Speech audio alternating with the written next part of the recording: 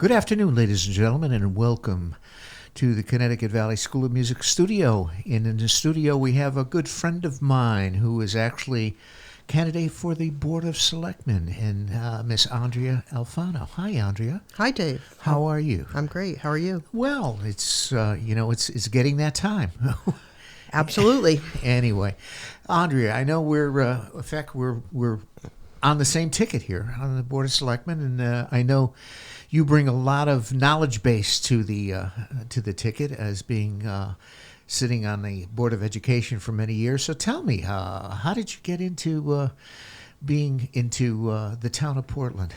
Sure, Dave. And, it's funny to say because now I'm saying I've lived here almost 30 years now and raised my family here. I have one son, Stephen, who is an adult now. But all the way back when Stephen was a child, probably a toddler, so we're talking in the early 2000s, I just started joining various organizations, whether it was PTO at that time, Portland Junior Women's, whatever, because community service is really important to me. And I also wanted to get to know other people. So I've been active in Portland community service for many, many years. Whether, like I said, it was PTO, things related to my son, but then as he grew, I did in 2008 accept the opportunity to fill a vacancy on the Board of Education, and then ran for 2 successful terms where I served there for 9 years in total. Wow. So you got a lot, especially from the educational side, you've got a lot of knowledge base there. I do, Dave, and I remain to this day a strong advocate of public education always. And we may talk about some of Portland's priorities later, but the schools and the facilities issue is very important to me. Yes, absolutely. So, I know, the town as I think we have a very good ticket, and so forth. We've got a lot of seasoned veterans on with Mr. Jim Tripp and also Mr. John Dillon, who's also over here in the corner of the studio. We're going to be talking to a little bit later. So, I think from a standpoint of the betterment of the town of Portland, I think there's a lot of knowledge base there, and I think we have a lot of good things happening in the town of Portland, and so forth. So, what do you see as your primary bullet points as far as? Yes, and I will speak to that. And just to back up what you're saying, I'm very proud to be serving with you and with John and Jim, all of you who I've known for many years and worked with in different capacities. It's funny, John Dillon and I actually worked in social services together for many years at the managerial level, as we were both leaders in that organization. So it's interesting that we also live in the same town and work so well together here. Well, it's a small world. Yes, it is. You'd be surprised. Yes, it is. You get that. So I think that, voters are going to see in the coming weeks with our materials and on some of our social media that, we've spent some time and certainly our current selectmen listening to our residents, and we've come up with a few priorities that we believe that we're hearing are very important to our voters. But just to touch on a couple of them from my personal standpoint, I believe Portland is a terrific community. About 4 years ago, I did move within Portland, and the funny thing was we weren't necessarily sure that we were going to be staying in Portland, and I'm so happy that I did. It's just been a great place to raise my family and everything. But I touched on it earlier. The school facilities issue goes back when I started on the Board of Ed in 2008. Sure. Believe it or not, we were walking through the Brownstone School with the then Superintendent Sally Doyen having a conversation about whether 3 elementary schools are needed in the town of Portland. How do we maintain them? And should one of them be closed? And now we're fast forwarding almost 18 years having the same discussions, although we've started, I believe, in 2021 under Susan Bransfield, they established a school facilities committee. Yeah. We got the results of that, and unfortunately, that never really was a plan that was moved forward by our selectmen at that time. They did some work with a survey, and as you all know, we took it to the voters last November about one large school, which, again, 2-1 overwhelmingly, that option failed. Yes. And then under Ryan Curley, he then put forth a resolution for yet another study committee, those strategic capital improvements, who have been working, I mean, tirelessly since, I want to say, November or December, and wrapped up their work a couple of months ago.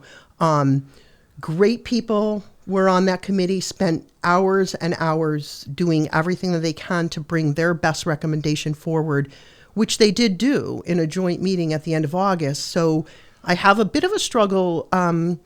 It's now a month later, and I have not heard that much more about that. It was presented, and I'm just wondering what movement. I think we need to act on these things. Think we need to get the information out to the voters. Yes.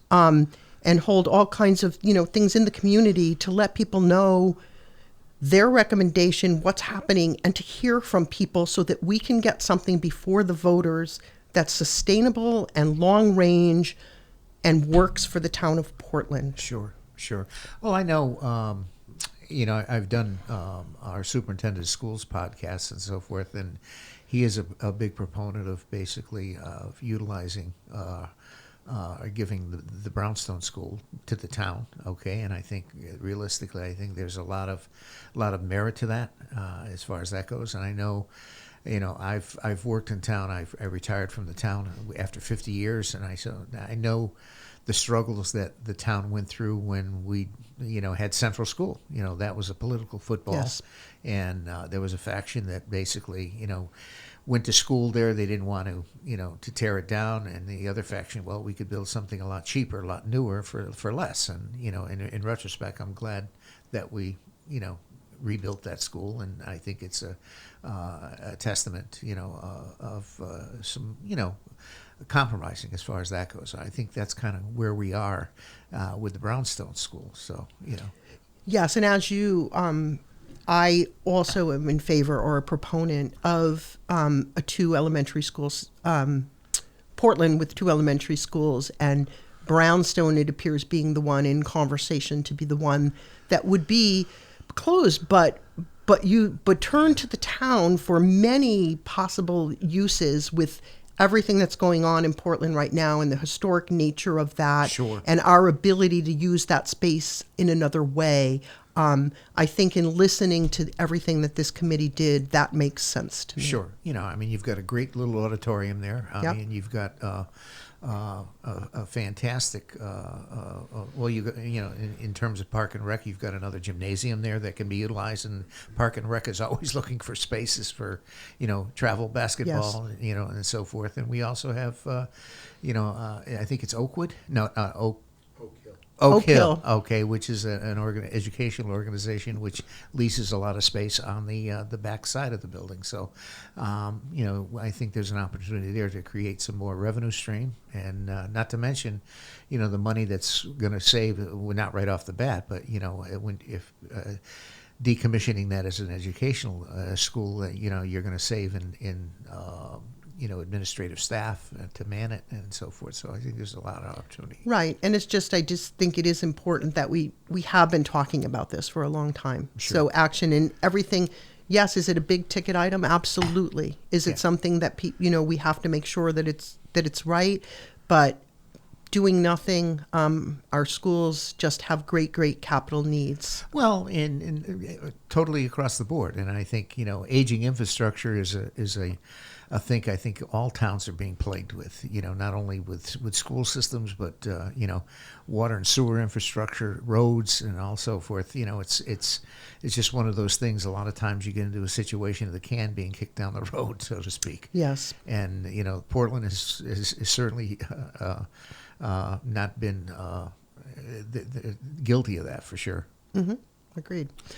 And just one of the other things to touch on just quickly or briefly is we talked about this riverfront access in Portland and some of the great things that are going on with all of the riverfront that we have, and just now soon to be access where we will have a kayak canoe launch, and the work that there's a committee that's been doing on that to bring us, after many, what did they say, like 100 years, this actual access to the riverfront. And I think just that is a start to what we truly can expand on. Well, yeah. In Portland, there are so many great things. I think the Riverfront Park itself, the work that's been done down there with the Brownstone Quorum, Sure, taking the lead on that. Our airline trail. There are just so many great outdoor activities that we bring to Portland, and I think capitalizing on, and who knows, restaurants down. There's all kinds of things that I think that can be and make Portland as a destination, as we're seeing, especially this type of economic development around this spa and things that are going to bring other non-Portland residents to Portland, and let's offer even more to them and keep them and spending their dollars in our town. Well, exactly. I mean, the Nordic Spa, they're investing $40+ million down there, and so forth, and that's going to be huge. You know, in as a complementation to the Brownstone Exploration Park, as well as the riverfront access and so forth. So I think, you know, I know Lou Pear and Rick Shar were champions of getting the kayak launch and so forth, you know, to its fruition, or so to speak. There's we're very close. Yeah, the RFP is out. We've also got, so that's going to be huge. And, you know, you'd be surprised how many kayakers are. In fact, one of my students' fathers here is a teacher in Middletown, and he manages all of the Middletown crew, and that's well on their radar screen of that being available, you know, as far as that That's goes. Great. You know, so huge. It's good huge. to hear. Yeah, exactly. And, you know, with what we have going on, as well as going up to Brainerd Place, that's going to, you know, bring a lot of economic boom, you know, not only to Portland, but to downtown Main Street. Yep. You know, I've been in business here 41 years, so I'm, you know, anything that we can do to lure people to come over the bridge is a great idea. Agreed. So, anyway, we got some meet and greets that are going to be coming up here, I think. Yes, we do. I think that especially I think even this week on Friday, we're going to be having coffee in the morning at Malili's, so that anybody that's coming in for a breakfast or coffee and wants to stop in and chat with us, great. And we have a few more coming up. I think we're going to be out at Farrell's one evening, Campagna one evening, Starbucks for coffee. So we like to, you know, frequent our businesses in town. So again, if people are out and about, say hello to us. And I think it will be all of the candidates. We're saying the Board of Selectmen candidates, but, you know, if you want to talk to Board of Education folks or others that are running for Zoning Board of Appeals, come and meet the folks. Yes. Great slate of candidates. Yes, we do. And patronizing our local businesses. Absolutely. You know, that's the thing. You know, and if you have ideas and so forth, we are all ears. Right. And we're also going to be, especially this weekend, I know some of us are participating in the 5K. Personally, I don't run, but I'm going to do the walking portion of it. And we plan to do some door knocking this weekend. It's supposed to be great weather. We'll be out and about saying hello to folks. So if you see us and you have questions for us, we're there. Sure. And we also have the Portland Fair coming up, October 3rd, 4th, and 5th. Only a week, really next week, you know, not this weekend, but next weekend. And we have a tent down there, and you're happy to stop by and have you say hello. A lot of folks will be down there as well. For sure. So anyway, that's great.